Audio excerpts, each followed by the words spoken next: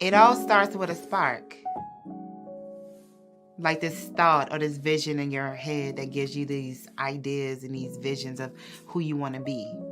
And I can remember myself sitting in my room, writing in my journal about stories and characters of people I had no idea who they were. And I just knew that that's who I was going to be. I was going to write books, I was going to move to Atlanta, and I was going to become this big time authoress. And I did that. I got the awards.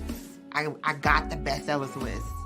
I met some phenomenal people, and I've helped other people dream out loud. I think that when it comes down to dreaming, it's more than about just getting it done. It's about having fun and enjoying life while you do it. So y'all dream out loud with me.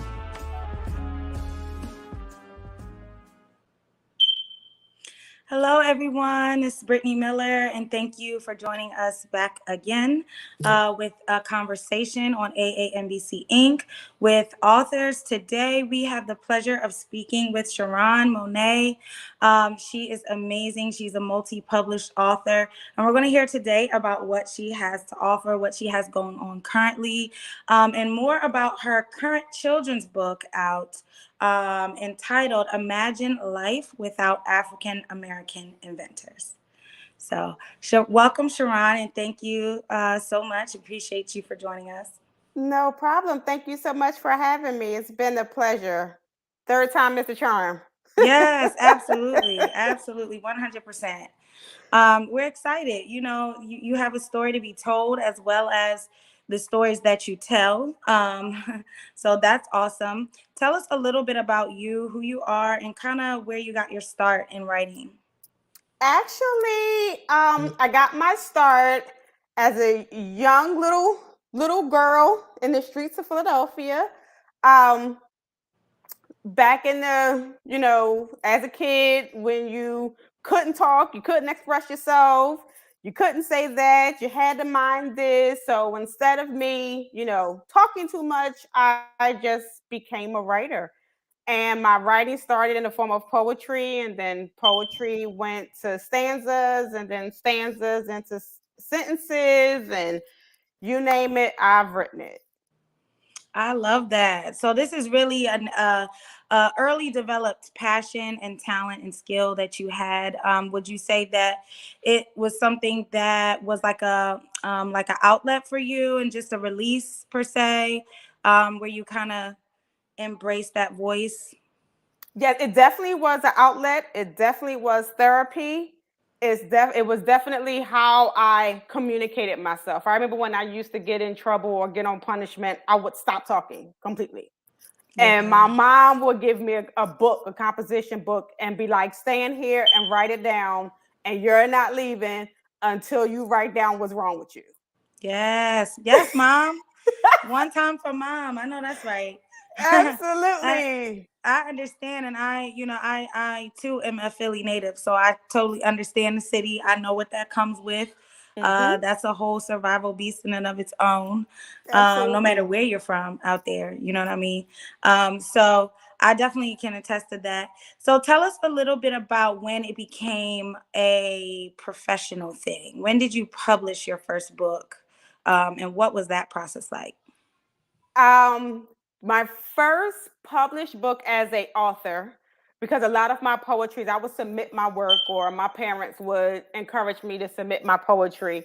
So I was a published author at the age of 14 in a lot of book anthologies around the globe. But when I leaped and kind of did this as, author Charron Monaye, it was 2008. I was broke. We was in a recession. I was going through a divorce. And it became survival once again. Like, okay, we need money. I have 2 children. Bills are not being paid. What can I, what around me can I, use so we're not evicted? Yes. And I went to my pen and I started scouting out publishers and found the publisher. 2010, the author Charron Monaye was born. Yes, congratulations. Thank you. And so obviously with that and those humble beginnings, Mhm. as you build and prepare and plan and took that step, since then, can you give me the number of how many books that you've published? Let us know, because that is huge for us. We need this inspiration. So total altogether since 2010, I have published for me 29 books, Wow. all the 29 books all together. 29 Wow. books all together. I just can't stop writing. I have so much to say. Yes, and why should you? I mean, why should you? And that's all I know how to do. That's all I I know love how it. to I love do. it so much. And I think that it's a huge inspiration for people out there who are avid writers. And they sometimes think, because this is a common thing, I hear this a lot. I'm a publicist, so I deal with a lot of clients and fears and thoughts and things. And I Right. can't tell you how many people that write that way and kind Mhm. of want to push stories that way. And they really hold themselves back because they think it's Right. not normal. And so they don't trust the quality and they hesitate. But I think that if this is your thing, you can do it as much and as often as your heart desires. You know what I mean? It's art at the end Exactly. of the day. Exactly. And then to piggyback off of that, you never know what your reader's looking for. I think for me, that's my biggest inspiration as to why I write the way that I do, is because readers, needs or wants or desires or what kind of books they're looking for or what kind of journeys they're trying to go on, whether it's entertainment or education. If they like you as a writer, if they enjoy your work, then you don't want to stop, because I always say when you stop writing, it gives your reader the opportunity to go seek another writer, Yeah, I and love you that. never want to do that, because now you I got to bring them back around to you, and that's not easy today. No, and I love that so much. We actually just had a interview yesterday, and I was talking to the other author, and we were just talking about how it's really kind of like music. Once you put Yes. out an album and that you love that artist, those fans are waiting. They're sitting at the edge of their seats, waiting for a new project, especially avid Exactly. readers, people who really read. So Exactly. that's awesome. Tell me a little bit about, and we're going to get to the meat and the potatoes. Trust me. Hey, um, I'm having fun. I'm in your good, world. good, good, good. So tell me a little bit about what your genres are like with those first sets of books that you created. What kind of genres were you getting into? My first set was definitely self-help, because I had to help myself. Hallelujah, somebody. I was my Yes, own yes. therapist. I was my own therapist. So my first set was, well, my first two published books were poetry. I had to stay with my love first, pull all those composition books together, something quick, because I needed quick money fast. And then I went into the self-help, the inspirational, because one of the things with my poetry that my readers were telling me was that I've been through what you've been through, or I'm going through what you're going through. How did you get through that? So then I just started writing my journey. How some of the things I've been through, some of the things I've overcame, some of the things I learned, some of the things, I kind of in a way mastered. So I just became like a therapy for myself, because me writing it out, I got to answer myself without seeming crazy. But Mm-hmm. then my readers was like, I never thought of that. So that's Yeah. where the whole coach and me came from, because I kind of used my pen to teach while I was healing myself. And then I went into the business world, entrepreneur books, because people was like, "How did you start a business and a recession broke?" I'm like, "Ha! We can put that pen to paper and make some coins from that, I because that's love a whole that. I lot." love it. So it really was just me listening to the readers. I let them guide me. That's one of the things I say as a writer that is like my niche. I just don't pick up a pen and write because I feel like it. I listen to the streets. I Yeah. hear what we're dealing with as moms, as women, going through situations, relationships, jobs, and I kind of just, whatever I know to be true or I've already tried and tested and won, then I just give that information. Yes, I love that. Supply and demand. You know what I mean? It's Absolutely. noticing what the people needs, what the people need, and providing it and serving it in a fashion that they want to receive. So I love that. And in Absolutely. your own unique way, the way that you were gifted to do so. Right. Obviously, you got speakers and you have, like I said, music artists and painters. Everybody has their way of expression and the way in which they're best received. So Right. that's awesome. Yeah. When did you make the shift? Because I haven't heard you mention children's books, but I know that we're here today to highlight a major children's book that you have at a Yay. perfect time. Yay, my baby. Yes. I went to children's book for my 10th year anniversary being an author. It was Wow. it was not planned. It was so not planned. But I published because I'm also a book publisher. So one of the authors that I published, he did a children's book. And I was like, hey, how cool is that? And then the illustration was amazing. Shout out to India, Shiana, the illustrator. And I was like, oh, I want to do that too. I didn't go to the street or nothing. I just saw his book and was like, I don't know what to do the first, but I want that in my collection as well. Yes, I love it. And he connected me to India.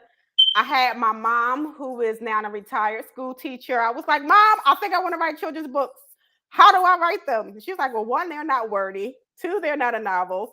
It's picture book. So you want this to, you want the pictures to speak for this and you want the words to be elementary. So it definitely was outside of my norm from writing novels and self-help and using big words and graphs and all that stuff. Just speaking freely. Yes, because with children's books, you're kind of quick to the point because you're dealing with kids. So it's like, Michelle came to the store, turned the page, and I want to, give details.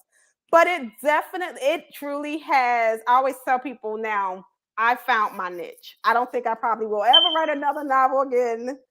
I love children's books. And I think that the thing with me with these books, because it's a whole series now, it's almost like Pringles. I couldn't stop at just one.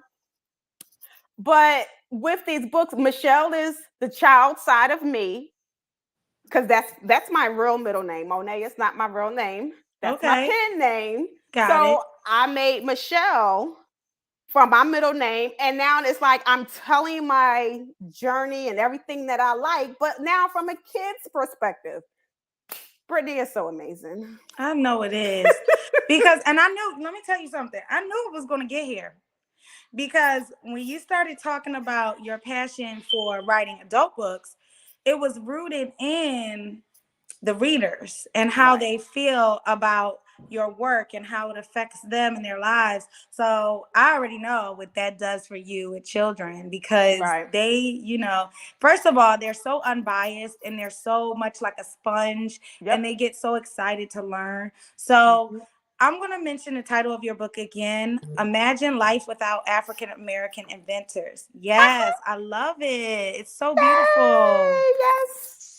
It's so beautiful. So what age group is this for? Is this book targeted towards? This book is targeted towards 5 to 9, ages 5 to 9. But one thing that I'm getting, a lot of parents are reading the book, and because it's a picture book, so as my mom said, you have to put the pictures so you can like story time it. A lot of parents, even younger, like some parents are reading this book to 3-year-olds, 4-year-olds, because the information in the book is our history, it's our culture. So they're like, you can't put an age on learning. Right. Especially with, a lot of schools now taking our history out, or, different movies is kind of just depicting one side of our history and not the celebration of our history. So this book was definitely welcomed with open arms. I love it. Is this book your first children's book, or this is a little bit down the line? This is number 2. Okay. This is number 2. So the very first children's book was Michelle and Her Magical Pen, which tells the story of how Michelle became a writer, which is also how Charron became a writer. Yeah. And then this is the second. Every book literally is something that I enjoy as a person, and I'm kind of just teaching. So Michelle, the third book is Michelle Goes to Congress. Then Michelle Goes to the Beach, because I live in Florida now, so everything is beach and water. So we're and following Michelle around life. Got it. Yep. Got every it. book. Yep. She's on an adventure. Michelle in this book here for highlighting the purpose and the importance of Black inventors? Is Michelle in that book? Michelle, the purpose of this book is not necessarily focusing on Michelle per se, but it's her class has to do a Black history presentation. Mm-hmm. And the teacher kind of come up with an idea, like, what do you guys want to focus on? And Michelle and her friends say, I'm tired of hearing about Malcolm X and Martin Luther King and all the stuff that we see on billboards. I want to do something different. So the teacher challenges them to go home and find an inventor that they did not know at all. Yeah. So they have to research with their parents. So there's a point in here where Michelle's mom and dad is telling Michelle, like, the doorknob was invented by an African American. The lamp was invented. The mailbox was invented. The potato chip, the cell phone. And Michelle is like, everything in our house was invented by an African American. And then they put on an assembly. During the assembly, they showcase all the African American inventors that they learned from their parents. So it's very family oriented, but also learning. Yes, it empowers parent-child communication. You know, Absolutely. It empowers home teaching, which I think is amazing. You know, Absolutely. Because we all know our parents are our first real teachers, and we learn our first lessons at home. So yes, I love that. Is there going to be a following book that is similar to the inventor style, that's more so like teaching and educational for history and so forth? There is, and that's when Michelle is going to go to Philadelphia.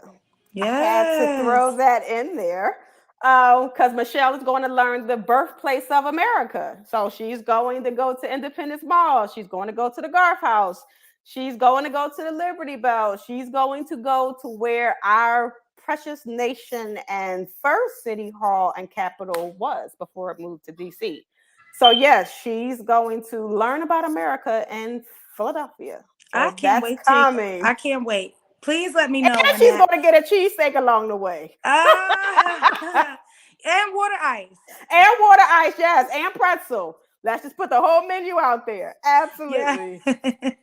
Yes, I love it. I love it. Let me know definitely when that comes out, because I would love to get it for my daughter, you know, being as though we're from Philly. Keep her connected with her roots. I think it's great.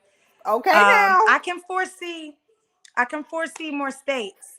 So I'm pretty sure you'll hit all 50.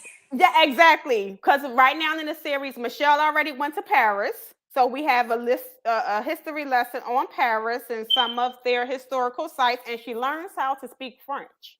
Wow. Yep. This is great. This is so great. She learns, so every book, she's going everywhere. And then the next one that's coming out in April for Financial Literacy Month, Michelle is going to open up her own bank account, honey. We have to teach the kids on money management early. Money management. And then there's an entrepreneur book where Michelle learns how to sell her books. Yeah. So this little girl is on a journey. You got it going on, girlfriend. You mapped it all out. I know you did. Absolutely. That's why I'm having so much fun. It's everything I do. Yeah. And then it's for the kids, so it lightens everything. I know. Absolutely. Awesome. So what do you think was the most challenging part of children's book writing and publishing? What do you think was the most challenging? Not writing so much. Being a person who loves to write and that word count, that was hard. I kept wanting to go on. I'm like, okay, this person did this, and it's like, period. And I'm like, no, but we need more. That's a fragment. Yeah, I can understand that challenge. Yeah. It's like, no, you need to just put the sentence, period. And I'm like, but you're not saying anything. That was, coming from being a novel writer with words to having a book with less than 1,000 words, yeah, was the editing process of it was not nice. Was it like mentally nerve-wracking because you think you need to deliver more for the reader and then you realize like it's a kid, you know? That, and I think the fact that I just love to write. And when I'm in my writing You want to mood, tell your story. I just want to talk. I don't feel I need to stop. That's why the way like novel writing is I enjoy it because I can get it all out. Remember, therapy, writing is therapy for me. So I get to just release everything and write till I'm done. With children's books, you're not necessarily done. Yeah. The good thing is though that you do have a lot of space to continue the story through different volumes, you know. Yep. And that's exactly why we have so many. And the first book came out 2020, and so far we have 6. So that's 6 books in a year and 3 months. Wow, I love it. So tell us a little bit about your publishing company, because y'all pushing these babies out, honey. Yes. Pen Legacy Publishing is my baby that I founded in 2015, not by choice, by told. One of my sorority sisters, Summer Fitch, I was already out as an author and successful, and she was like, "You need to, reach back and help." And I'm like, "You can Google." Why? You're so Philly, girl. You're so Philly. Like, why do I have to reach back and do anything? You Google. You have a phone. Get off Facebook and Google. And she was like, "No, you're going to help." And I'm like, "No." And so we went back and forth for a while because I'm like, no, I don't want to. I don't know. Y'all gonna get in my way. I'm on a roll right now. Yeah, you refocus. You focus. Yes, I'm like, I'm doing this. Like, I'm turning my books into plays. So this Charron brand is building. But she got me. She wore me down.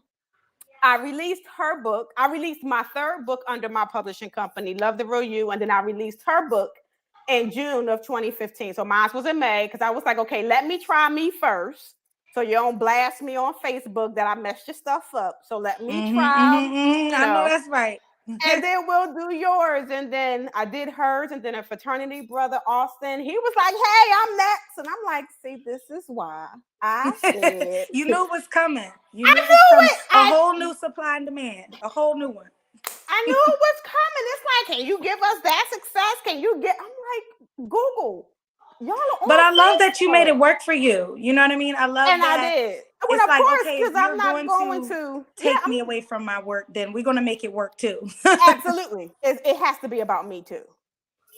And it just went from those 2 being my starters to, "Hi, I want to do that too. Hi, I want to do that too." And this is our 7th year. Wow, congratulations. And thank you. And so far we are already over 100 books published. Nice. And that's not awesome. Including mine. That's not including none of mine. And that's number. Awesome. Congratulations on that success. Thank you. So with that being said, before we go, I want to just have you leave a piece of advice as well for upcoming authors, aspiring authors, people who are looking to get started. Obviously, they can come check you out to come get published. And then you did mention coaching. So tell us a little bit about that, what they can do and some advice for them to get started. Definitely. Well, to get started, my biggest advice to get started is to get started.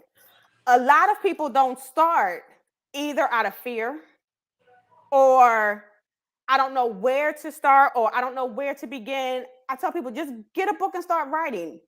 It's the first draft. It doesn't have to be perfect. Nobody writes their book the first time around. It's a process. It doesn't have to even be perfect as you're writing it. I write and delete before it goes to edit. So don't be afraid to just get started. Yeah. That's number 1. Believe in yourself. I know I spoke to a client today and she was like, "I don't know if people are going to buy it." I'm like, that's the fear of any creative. Whether it's an artist, an author, an actress, none of us know how we're going to be judged when we put stuff out. But if your self-esteem and your confidence and you know that you got the information that's going to change the world or change the community, don't hide it. Because one thing that I strongly believe is that everything that we go through in life, God is giving it to us or getting us through it. So now we can be a blessing to someone else. So don't hide your information, whether it's in a book or a co-author book or a play, whatever. Don't keep it to yourself. That's not why you got through what you got through. And then third, definitely contact me and check me out, and we can do all of that together and get you over the hump. Yes, I love that. Sounds good. Tell us where we Yes. can find you. First, where we can find you, Okay. and also how we can purchase your books as well. You can find me on Amazon, Charron Monaye. Instagram, I am Charron Monaye. I'm also on Twitter under my business, Pen Legacy. You can also check me out on the website, charronmonaye.com or penlegacy.com. And you can get any of these amazing books that I have published over the years. And of course, Michelle, you see her. She is so adorable. Yes, put it up a little bit closer so we can see. Wait, I see the top. Let's see the bottom. Awesome. Yes, look at Michelle. Love her hair. Yes, and that's how I used to wear my hair. Here's a better picture. See her? So cute. Aww. Yes, that is actually the Philly girl, Charron, for real. That was my stance. Everything was the arms folded. But you can get Michelle. She's everywhere. Walmart, Target, Barnes & Noble, Amazon. She's on charronmonaye.com. It's a whole store for her. It's also beach towels. Michelle has her own beach towel that says reading is fundamental. There's an activity book for the kids with, different activities in it. Seek and find, tic-tac-toe. This is literally like a whole situation. So as I tell people, Google me, honey. Michelle is all over the place. Love it. Yes, Google her, you guys. Charron Monaye, Google her. It's a household name. Yes. And that's my Philly sister, so I support, of course. Thank you. But of course, thank you so much for joining us and telling us all about your work, your passion. I love how just loving you are about the craft and the people and the readers. That's big. So I appreciate you for that. Thank you for sharing your story with us. Guys, follow her Instagram links and Twitter are right there at the bottom of the screen. So definitely feel free to connect. And once again, thank you all for joining us for another conversation with AAMBC Inc. Thank you.